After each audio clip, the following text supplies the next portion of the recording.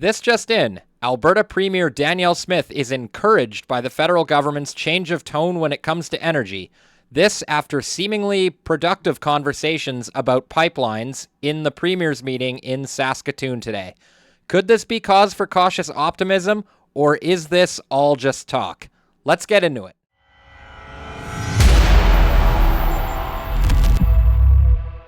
What's up, everybody? Welcome back to episode 56 of Jonny Says So. You know, I definitely did not have Danielle Smith singing Mark Carney's praises on my bingo card for today. Or ever, really.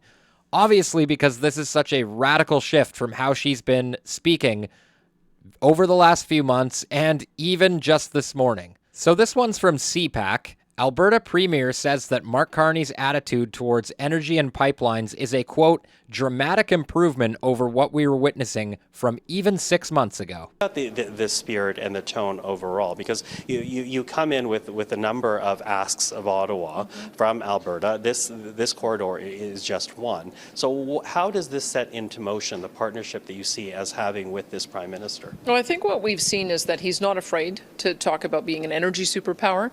He's not afraid to define that as being both conventional as well as new and clean energy. He's not afraid to mention the word pipeline and in conjunction with oil and gas. Well, that's definitely a first, and it's admittedly an encouraging sign. He's been ducking this question at every single turn. And all of that is a dramatic improvement over what we were witnessing from even just 6 months ago. I think that there's a recognition that with the value of the product that we have in Alberta, our bitumen is probably the highest value product that we have in the country. We've priced it out with 165 billion recoverable barrels at today's prices. It's a $9 trillion asset. You just simply wouldn't leave a $9 trillion asset in the ground when there's so much opportunity for both provincial as well as the federal government to benefit. And so we're trying to conceive of a project to try to find some common ground. So when we talk about building a new bitumen pipeline, understanding that the Pathways Group has been wanting to have a decarbonization in their production, those two things, I think, are able to allow for us to have a win-win. And that's what we're advancing, and it seems like we're having a breakthrough with this Prime Minister. That being said, I don't think it'll be a success if we have to have the federal government build the pipeline. I think we have to create the conditions where the private sector has confidence that they can build it in a reasonable period of time, that there's going to be not only a yes on the permitting, but also a yes on the construction. And that's what we've got to do some work on, because the 9 terrible policies that created the poor investment environment we have right now still need to be either repealed or dramatically revised. And so I'll be looking to see how that process goes as well. Now, Danielle Smith obviously is referring to Mark Carney's refusal to say whether or not he's going to repeal anti-energy legislation such as Bill C-69. The Conservatives have been hounding him about this for a very long time. So, in my opinion, Mark Carney would do himself a very big service if he would just show good faith and repeal the legislation and let Canadians know that he's serious about these energy projects. I think that would go a long way to getting him the support that he so desperately craves from the opposition. So until Mark Carney starts to move on repealing all of this Justin Trudeau-era anti-development legislation, I am not personally convinced that Mark Carney is serious about any of this. Now, Danielle Smith deserves a lot of credit for, at the very least, getting the conversation going. So this is her this morning, just before the meeting, where she takes a very different tone. Check it out. Why tie the issue of getting a commitment for an oil pipeline to national unity?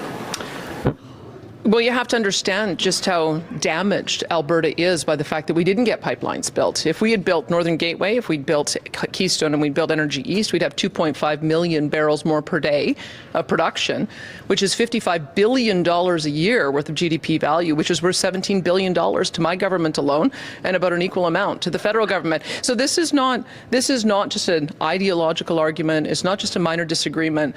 Oil is by far the most valuable export for Canada. Any of the projects that you will see on the ultimate list, I will tell you that a bitumen pipeline will be by far the greatest benefit to all of Canada. She's not just saying that. If you look at some of the other projects on the list, an oil pipeline with trillions of dollars in benefits for the entire country is going up against things like windmills and a high-speed train between Quebec City and Windsor. That's why we're going to continue to push for it, because it's a good project. It's good for our country. There's $9 trillion worth of value in discoverable and achievable reserves right now. And so why would you leave that in the ground? No other country in the world would, and we shouldn't either. That's all the time we have for questions, Okay. guys. You have to Thanks, get on to the meeting. Now, I hope I'm wrong in my skepticism of Mark Carney's ability to fast-track these energy projects that the country so badly needs. I hope I'm wrong, and I hope he does what's right for the country. But so far, I'm not encouraged, given Mark Carney's track record of supporting ridiculous net zero agendas. Now, Mark Nixon put this out on Twitter, which I found very interesting. Mark Carney finally revealed how projects will be picked for Canada's quote-unquote energy superpower list. Must meet the highest environmental standards. Minister Carney, can you spell out with some detail how exactly projects will be chosen for the list and by when, and when will we know about them? So, several things. First, there will be review. The projects, we discussed a number of projects today. They're in various stages of preparation. They're in various stages of preparation. I think there's a shared understanding based on our discussion of the main criteria for consideration. I listed them. They're in the communique. I'm not going to repeat them given interest of time. We will work with project proponents. It's funny he says the interest of time, because he's taking a very long time constructing this word salad. On assessing projects relative to those criteria. As those criteria are increasingly well understood, in the national interest, Indigenous participation, example, advancing clean energy, material benefits to Canadians. As those are increasingly well understood, building the resilience of Canada, strategic economy of Canada, autonomy of Canada, more projects will come forward. It's not like the gate doesn't come down all of a sudden. Projects will also fall by the wayside because they won't necessarily meet all those criteria. It's a living list, but what's being clear is what's being put in place, or what is being proposed, will be proposed in legislation, is the ability of the federal government to devote the right resources to these projects, to make quick decisions about those projects that respect our environmental responsibilities, other responsibilities, work with the provinces directly to move forward and to get the country building. That's what we're talking about. Moving the country forward, building the country. I think it says it somewhere behind me. That's what we're here for. That's what we're committed to. That's what the focus of the discussion was today. So while I'm cautiously optimistic about these projects getting off the ground, I think we can all agree that Danielle Smith is right on the money when she says that the federal government should have nothing to do with organizing them. Let me know what you think down in the comments if you agree with her on that. And finally, here's a moment from last week's question period where Andrew Scheer grilled Mark Carney on Bill C-69 and whether or not he would repeal it. They must be really afraid to come clean with Canadians if they're going to punt it off into the fall. But, Mr. Speaker, with the throne speech yesterday, Liberals have effectively admitted that it was their policies that caused the suffering for Canadians. Their reckless borrowing and massive deficits caused the inflation. The carbon tax drove up prices and drove away investment. And their anti-development bills chased jobs out of Canada.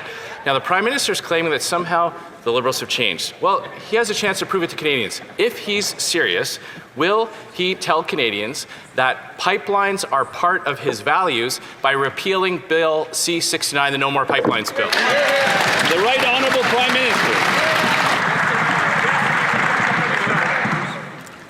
Canada's new government is acting immediately. Sorry, guys, I gotta pause it there. I find it hilarious how he says Canada's new government, and you can hear audible laughter from the House. That's right. These people know that it's just a continuation of Justin Trudeau's government. But, again, I hope I'm proven wrong. To grow this economy, I just made my maiden speech in this House. Canada's new government, Mr. Speaker, is acting immediately to grow this economy, one Canadian economy out of 13, nation-building projects, one project office, working with the provinces to cooperate. We expect the support from the members opposite. You gotta love the arrogance of Mark Carney when he says multiple times that he expects the support from the members opposite.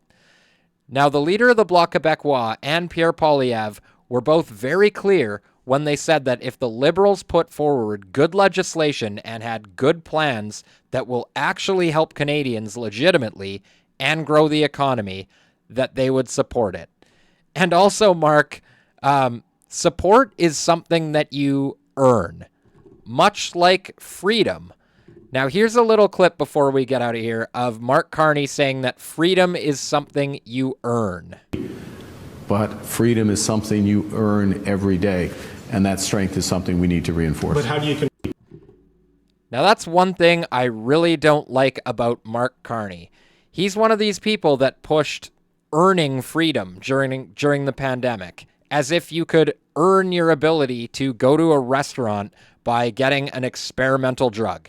Now, me personally, I'm not 100% sold on Mark Carney being sincere in any of this. But again, I hope I'm wrong, because best case scenario, we're going to be stuck with this guy for at least a year or two.